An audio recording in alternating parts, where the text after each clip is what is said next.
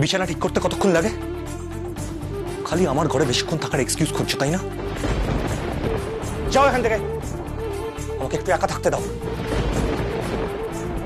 আকাশ,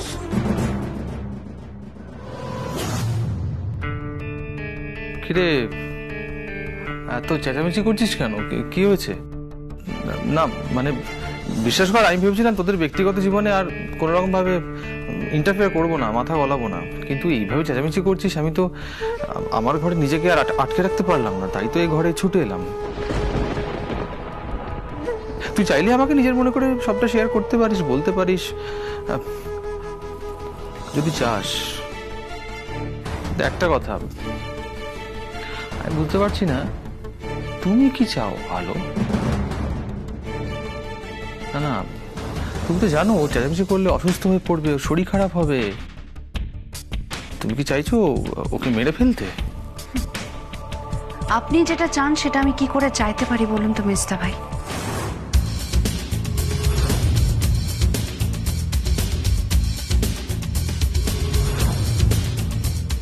ভাইয়া, ভাইয়া দেখেছো দেখেছো তোমার বউ তোমার মেজদা ভাইয়ের সাথে কেমন ভাবে কথা বলছে, কেমন ভাবে অপমান করছে।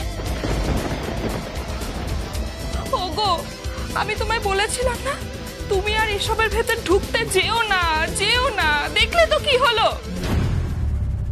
পারলাম না রুচিরা, আমাকে তো বাধ্য হয়ে এক প্রকার এ ঘরে ছুটে আসতে হলো। আর কি করবো বলো? আকাশ আমার নিজের ভাই, আমার নিজের রক্ত। ওর কিছু হলে আমার বুকের মধ্যেটা তো ফেটে যায়। আমি কি করে কন্ট্রোল করি বলো তো? না না, ওর এরকম ক্ষতি হোক সেটা আমি চাই না, আর এটা আমি কিছুতেই হতে দিতে পারবো না। কিন্তু ভাইয়ার দেখাশোনা করার জন্য তো এখন ওর বউ চলে এসেছে। আর আলো তো চায় না না যে আমরা ভাইয়ার দেখাশোনা করি।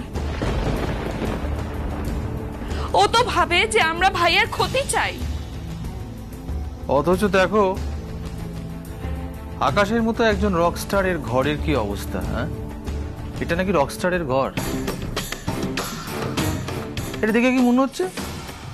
একটা ছাপোষা, একটা সিম্পল লোকের ঘর। একটা রকস্টারের ঘর কখনো এরকম হয় নাকি? সবই তো ওই আলোর কাজ। না না আকাশ, ব্যাপারটা কিন্তু তুইও একটু ভালো করে ভেবে দেখ। তুই একটা রকস্টার, আর রকস্টারকে কিন্তু কখনো এরকম সংসারের বাঁধনে বেঁধে রাখা যায় না, আটকে রাখা যায় না। তুই হলি ফ্রি বার্ড, তোকে তো উড়ে বেড়াতে হবে। সেই সংসারের বাঁধনে আপনি কেন পড়তে দেবেন বলুন তো? তবে তো আপনাদের লস।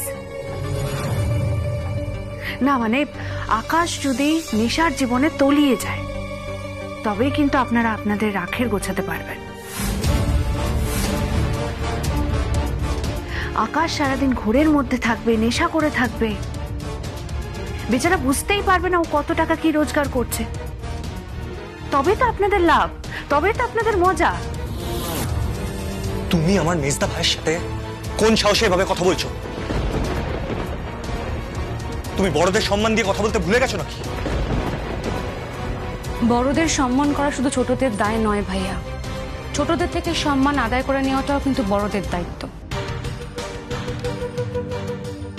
আর নিলয় সেই দায়িত্ববোধ কোনোদিনই ছিল না,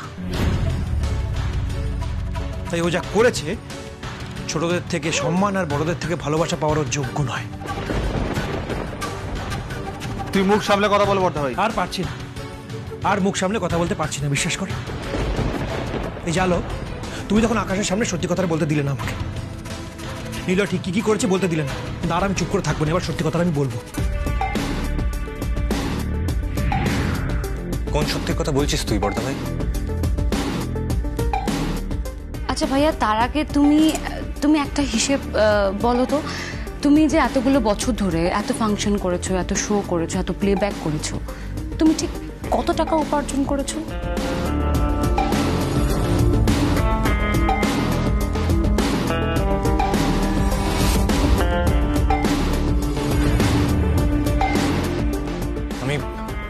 আমি জানি না, আমি কোনোদিনও কোনো হিসেব রাখিনি। ঠিক আছে, হিসেব নাই রাখো, একটু মানে আন্দাজ তো আছে। ধারণা করে একটু বলো না, মানে কত টাকা হতে পারে? ওই কোটি টাকার সমান হবে।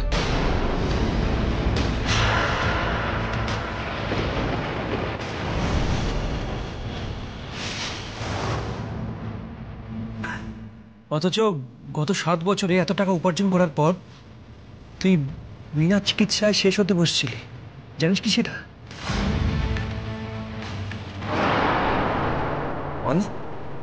মানে তোমার অপারেশনের জন্য মাত্র 4 লক্ষ টাকা জোগাড় করতে গিয়ে আলো হিমশিম খেয়ে গেছে।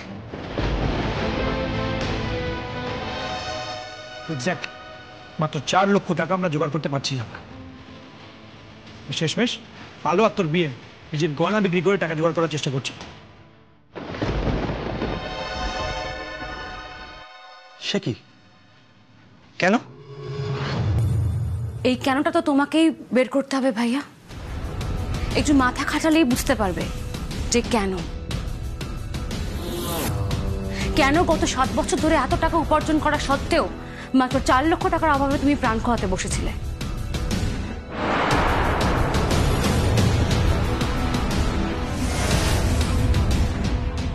ভাগ্যিস আলো ছিল, তাই এই যাত্রা তুই বেঁচে গেছিস।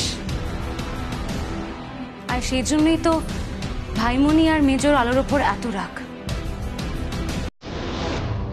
কারণ আলো যে ওদের চুরি ধরতে পেরে গেছিল।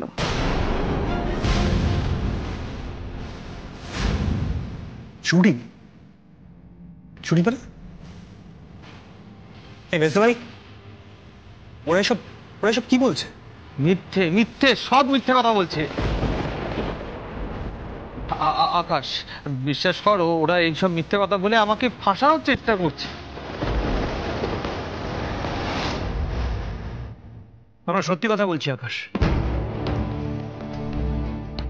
তুই এতদিন যা রোজগার করেছিস সব টাকা ক্যাশ করে নিলয় ও নিজের কাছে লুকিয়ে রেখেছিল। আর তোর চিকিৎসার জন্য টাকা চাওয়া হয়েছিল, আর ও 4 লক্ষ টাকা দিতে রাজি হয়নি। হাত উপর পরে দিয়ে বলেছিল যে কোনো টাকাই নাকি নেই। আর তারপর জানিস কি করেছিল? ব্যাগ ভর্তি টাকা রুচিজয়ের হাত দিয়ে বাপের বাড়িতে পাচার করছিল। যদিও পারেনি, আলোর কাছে ধরা পড়ে গেছিল।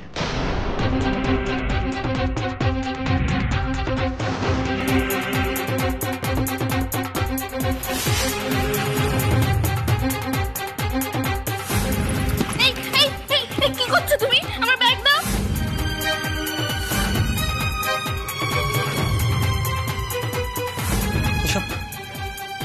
এসব তোমরা কি বলছো? এই মেজদা ভাই, ওরা এসব কি বলছে? মিথ্যে কথা বলছে আকাশ, ডাহা মিথ্যে কথা বলছে। এগুলো তুই বিশ্বাস করিস না। তুই তো তোর মেজদা ভাইকে চিনিস না। তুই বল, তোর মেজদা ভাই এমন কখনো করতে পারে? হ্যাঁ, তুই বল। তাহলে যে ক্যাশ টাকার কথা বলছে ওরা? ওরে ওরে ওরে বাবা, ওগুলো তো আমার বউয়ের সব গয়না বিক্রির টাকা। কি গো, বলো না।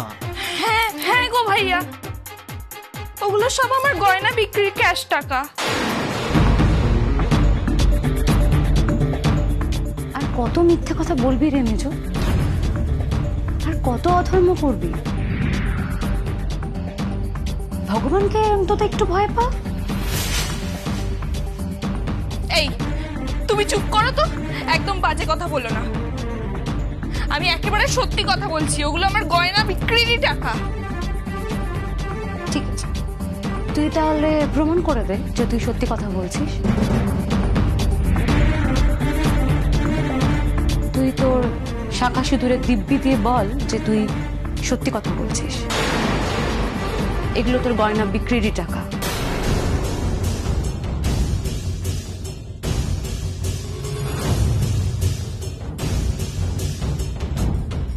কিরে মেজো, শাখা সিঁদুরের দিব্যি দিয়ে বল যে তুই সত্যি কথা বলছিস আর আমরা মিথ্যা কথা বলছি। ছেড়ে ছেড়ে কি করব আমি এখন? কি বলবো? ওসব ছুঁয়ে মিথ্যে কথা বলবো? কিন্তু না বললে যে কেস খেয়ে যাব। কি করব আমি এখন? জয় বাবাজি, জয় বাবাজি, রক্ষে করো। চুপ করে আছিস কেন বল। কি হলো বলো? হ্যাঁ এইগুলো আমার গয়না বিক্রির টাকা। এই আমি শাখা এই!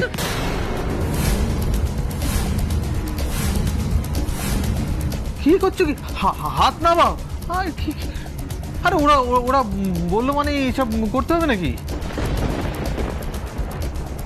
না না, আমি তো এসব কুসংস্কার বিশ্বাস করি না, আর তুমিও করবে না, বুঝতে পেরেছো?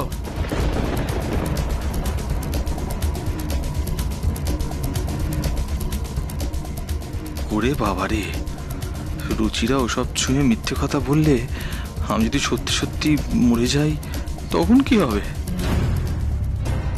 কিরে নিলয়, ওকে থামিয়ে দিলি কেন? প্রাণের মায়া বড় মায়া বল। হ্যাঁ, shut up, just shut up. হ্যাঁ, বেশি কথা বলিস না তো। তুই আলোর কথায় আর ওঠবোস করিস না।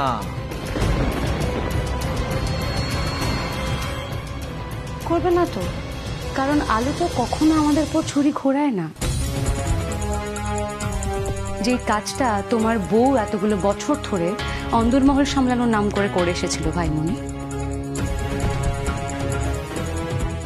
ওসব কথা বলে তো কোনো লাভ নেই। অন্দরমহলটা আমার বউ রুচিরা খুব ভালোই সামলাচ্ছিল। হ্যাঁ, আর এখন আলো এসে সব নষ্ট করে দিল। ঠিক যেমন ভাবে ও আকাশের জীবনটা নষ্ট করে দিচ্ছে। কখনো নয়। কাউকে নেশার জীবন থেকে বের করে আনা কোনো অন্যায় কাজ নয়। আরে তা বলে আকাশের ক্যারিয়ারটা নষ্ট করে দেবে নাকি? কেন? আমি আকাশের কেরিয়ার কেন নষ্ট করব? আর কোন কেরিয়ারের কথা বলছেন মেজদা ভাই? যে শিল্পী স্টেজে উঠে নেশার ঘোরে একটা গান সম্পূর্ণ গাইতে পারে না, তার আবার কেরিয়ার?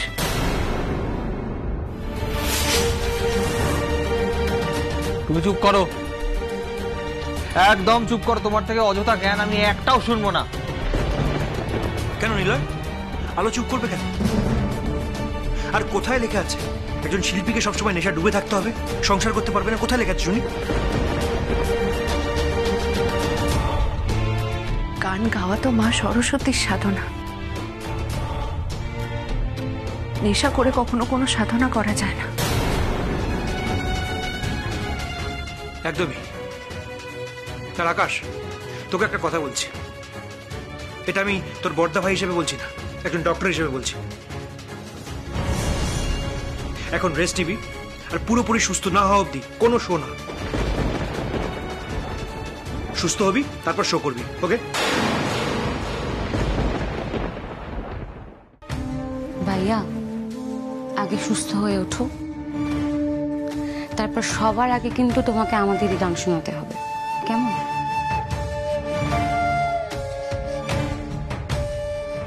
চুপ করে থাকলেও কিন্তু কোনো পার পাবে না ভাইয়া। গান তোমাকে সবার আগে আমাদেরই শোনাতে হবে, এই আমি বলে দিলাম। হ্যাঁ আকাশ, আমিও তোমার গান শুনতে চাই। অনেকদিন তোমার গান শুনিনি। আমি যাওয়ার আগে তোমার একটা গান শুনে যাব।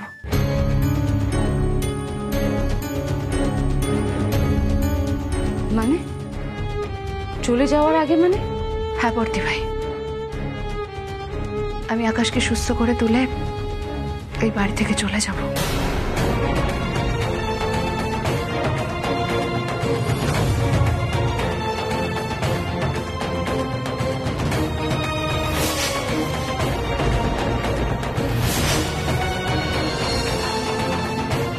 এই আলো, কি বলছিস সব তুমি? ঠিক বলছি বর্দা ভাই, একদম ঠিক বলছি।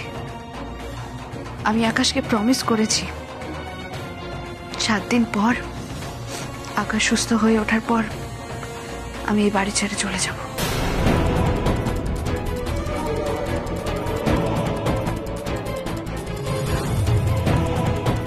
আকাশের জীবন ছেড়ে চলে যাব।